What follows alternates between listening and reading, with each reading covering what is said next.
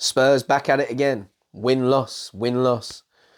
We'd had 2 wins in a row in the Premier League, but obviously we had the loss to Borough in between that. And after a convincing win against Everton, we then come and lose again. Well, welcome back to Speaking Spurs and me, Kieran, talking all things Tottenham. And today we're going to have a pretty quick reaction from the Premier League game against Manchester United, where we've just suffered a 3-2 loss. 3 goals from Cristiano Ronaldo. What can we say? The guy's an absolute freak. So this is only his second hat-trick for Manchester United. He's now the top goal-scoring men's player in recorded history with FIFA. And it's his 59th hat-trick of all time in his professional career. In between that, we did have a Kane penalty and a Maguire own goal. What does that do for top 4 for us? Well, it puts a massive dent in it. Obviously, we had games in hand on, we still do have games in hand on Manchester United and West Ham. This makes the game against West Ham so much more important, but it has given Arsenal an even bigger advantage in their hunt for top 4. Yeah. So the lineup is as I thought it would be. Same lineup as the previous game. The only change was Reguilon coming in for the injured Sessegnon, which means it was Lloris in goal, Dier, Romero and Davies maintaining these 3 centre-back spots, Højbjerg and Bentancur in the middle 2, Doherty and Reguilon as wing-backs, with Son, Kane and Kulusevski in the front line.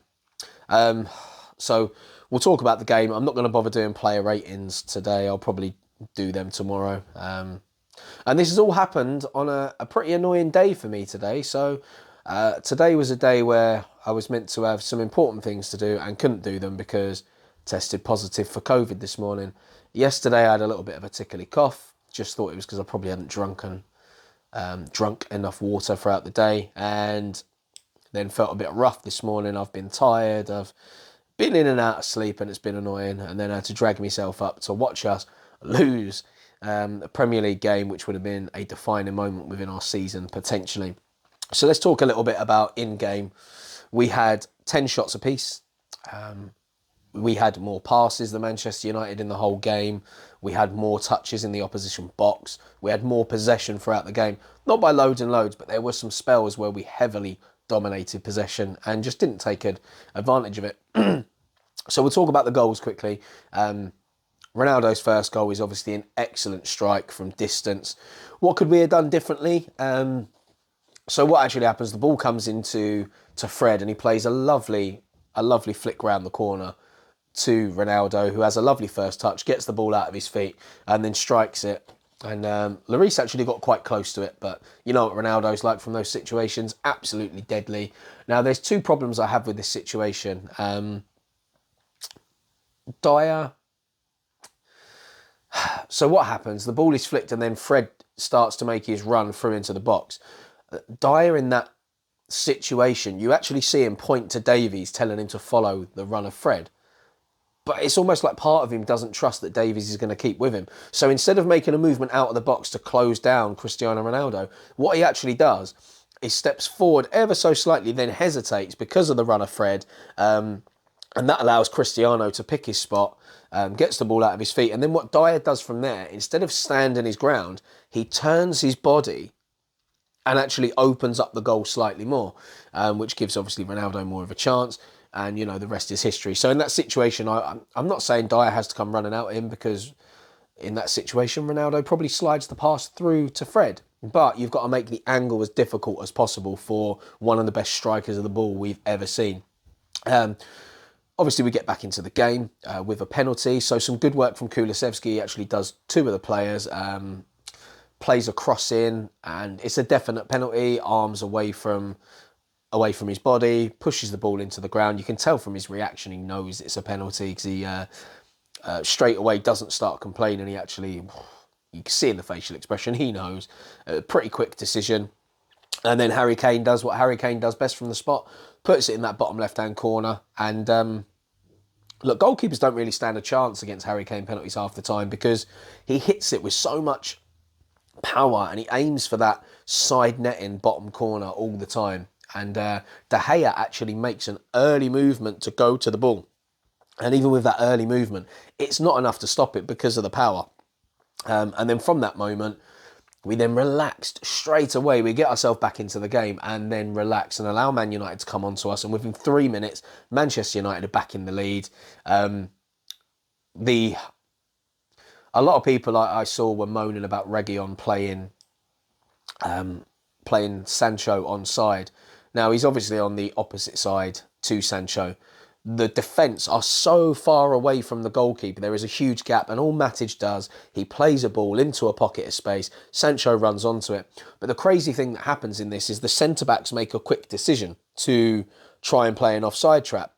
And that's always dangerous when you're playing with a back five, because essentially we're not really a five all the time. We're actually a three at the back, and the two wing backs are obviously into the midfield for the majority of it, and they convert to defenders when things like this happen. Now the problem is the area that the ball's in at the time it was played.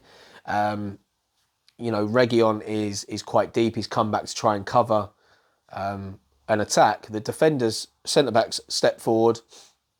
Davies makes the decision to step forward. The other two are actually facing our goal, Romero and Dyer. And Reguilon just hasn't got the time to get forward. And I mean, it is tight. It's not like Reguilon was playing him well onside. And then from there, Sancho makes his run with the ball, plays a lovely weighted ball for Cristiano Ronaldo, and then there he is to put the ball into the back of the net. And then we get back into the game again. This time from an own goal. And I don't actually think Maguire does too much wrong here. He has to make that sliding challenge because Romero's in behind him. Would he have been offside? I've kind of had a look at it. They haven't drawn the lines, but I don't actually think he would have been offside. It looks it from certain angles, but when you actually watch it from the angles they were showing after the game, I don't think he'd have been flagged offside. Puts the ball, Maguire then slices the ball into the back of his own net. But it's a good bit of play on the edge of the box before that. Kane tussling for the ball. It breaks out into the middle. We then play it out wide. Son flicks it down to Reguilon. He plays a nice ball in. And it was weird because I was sitting there moaning just before about how poor the delivery from our wing-backs had been. And then Reguilon goes and puts a dangerous ball in seconds after. I'm moaning about it out loud in the room to myself because obviously I'm stuck isolating away from my missus at the moment. And then straight after that goal goes in, you see Conte at the side of the pitch saying, focus, focus, focus. He repeats it so many times because he saw what happened after the first goal. We relaxed and then bang, like that, we end up behind again.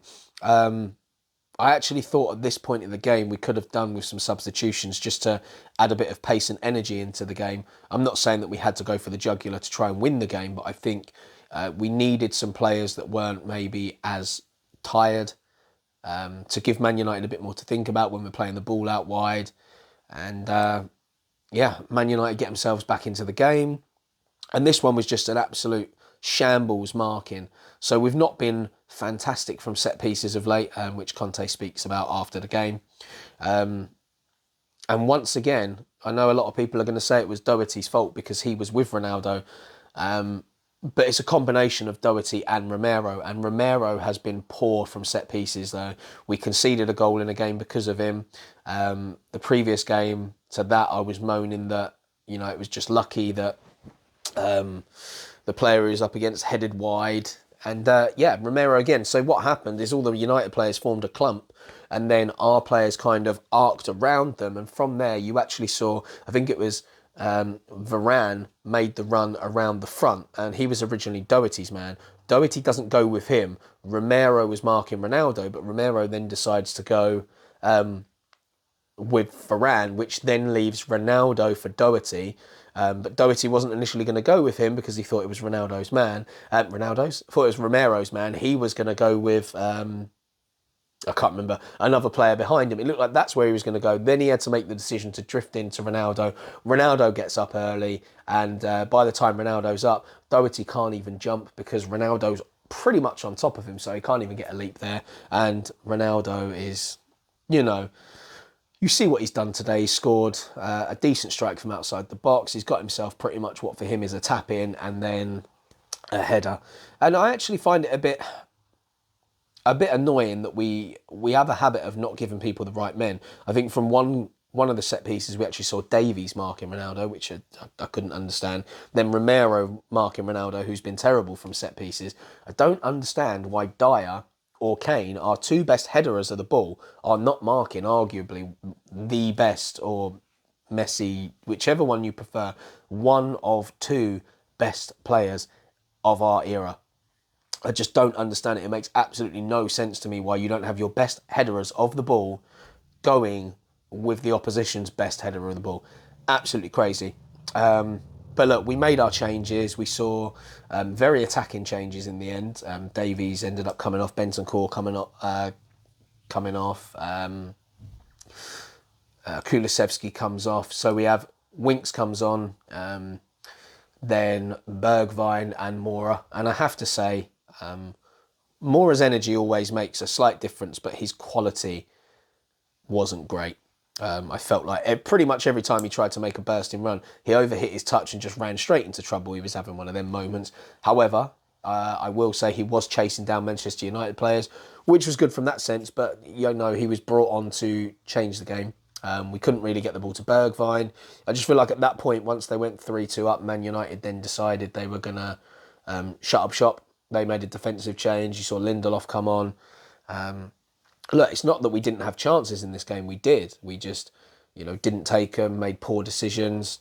Yeah, and it is what it is at the end of the day. It's not like we played terrible. And without Cristiano Ronaldo in this game, you would have to argue that we probably would have seen it out. But my annoyance is the fact that we didn't learn our lesson after the first goal. And we didn't focus. We didn't go with our men. We didn't make sensible decisions. We didn't hold on to the ball. We could have played for the draw in the end, which I think against Manchester United, the way they were able to break in this game, I think it would have been sensible. You don't have to keep leaving yourself exposed because you're going for the win. You just got to play smarter. You can still attempt to go for the win without forcing things. I think that's kind of what we did. We left ourselves too exposed. We actually saw, obviously Romero was up top at one point. Davies actually had the ball in the back of the net earlier in the game, and that was ruled out for offside correctly. He was a yard offside. So we had the quality there to do it. It was just a case of, confidence and decision making. So some of the notes that I actually made during the game was the own goal from Maguire.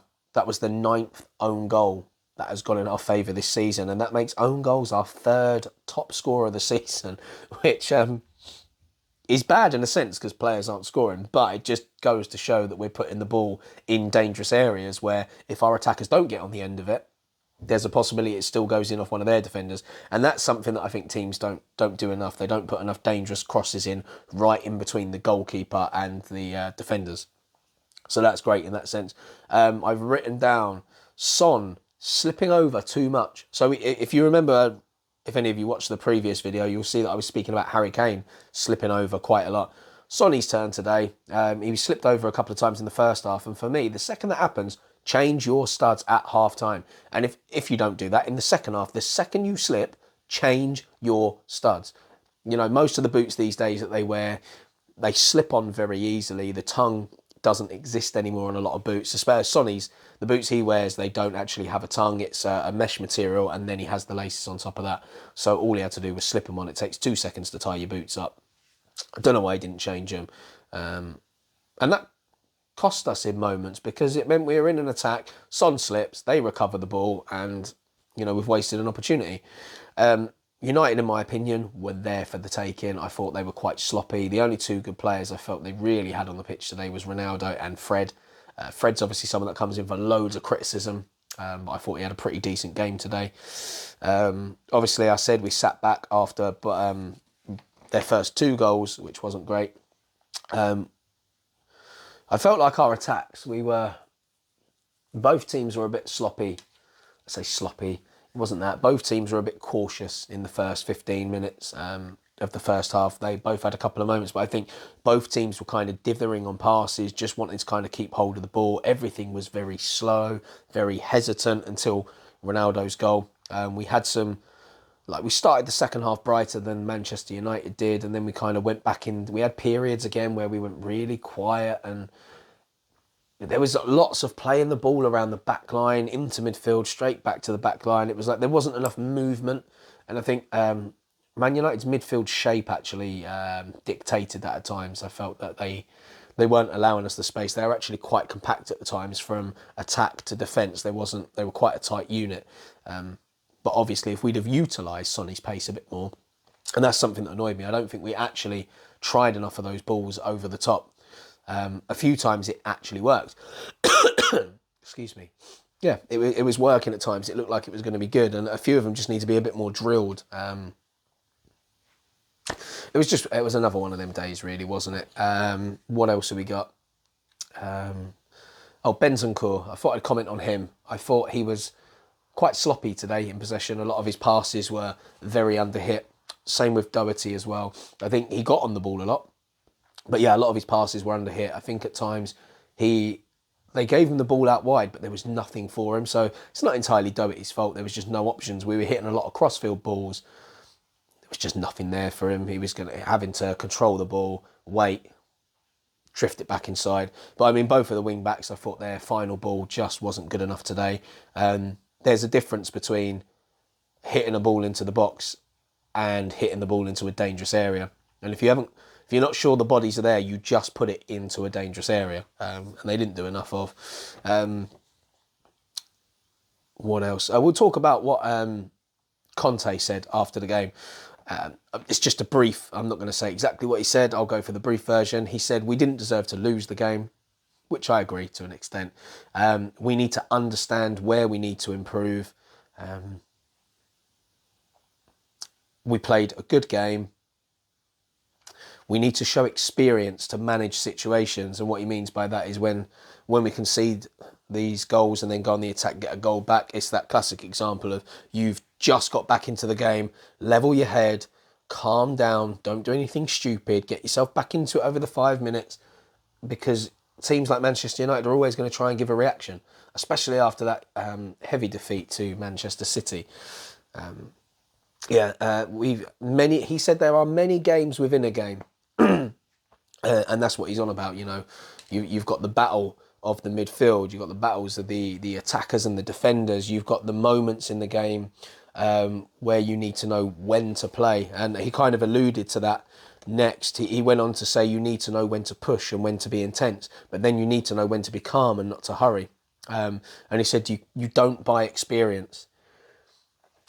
I mean, yes, you don't. As a team, you don't buy experience, but you can buy experience, because we came up against it today in the form of Cristiano Ronaldo. But no, that's not what he's saying. He's saying you can't buy experience as a team. He was also saying that we've got many young players in this team, which is true. And he said hopefully they can learn from this. He said we're conceding a lot at the moment from set pieces. And, then went on to talk about Cristiano Ronaldo, and said that him and Messi are the two best players in this era. They are decisive. And then without Ronaldo, he said United did not have a good night, which is completely true. As a team, they didn't have a great night at all. And had we been more decisive and a bit calmer after scoring the goals, I think it could have been a different result on the night. But lessons need to be learned. And it's looking more and more unlikely that we're going to finish in the top 4 this season. I know it was going to be a push anyway with the games in hand that Arsenal have got over all the teams. But by us not winning our games and putting pressure on these teams, it just, it's very, very frustrating. So I think what we have to do now, ultimately, we need to win every game from now until the end of the season. I don't think we're left with any other choice. We can't wait for other teams to slip up. We need to take control and show how dominant we can be.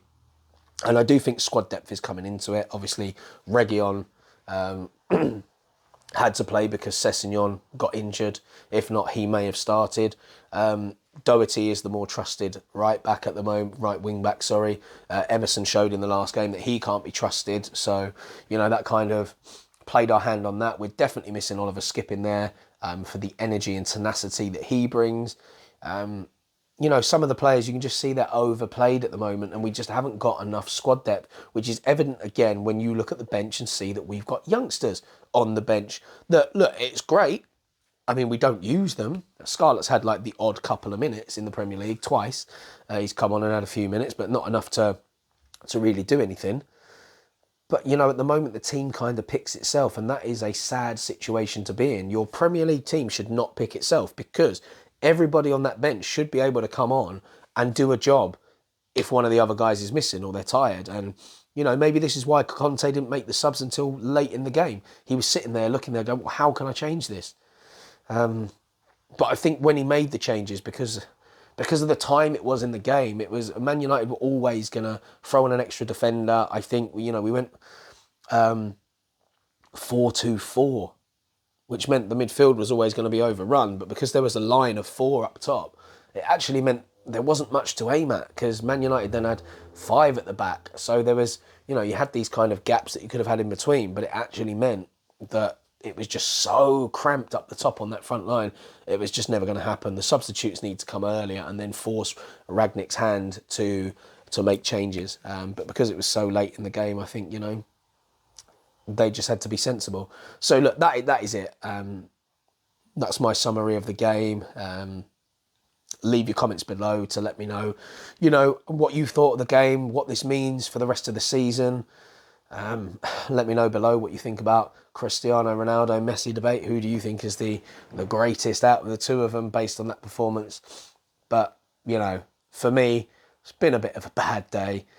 So hopefully I recover swiftly and we manage to put in some big performances from now until the end of the season. But thank you for sticking around through that video. Don't forget to subscribe to the channel to show your support.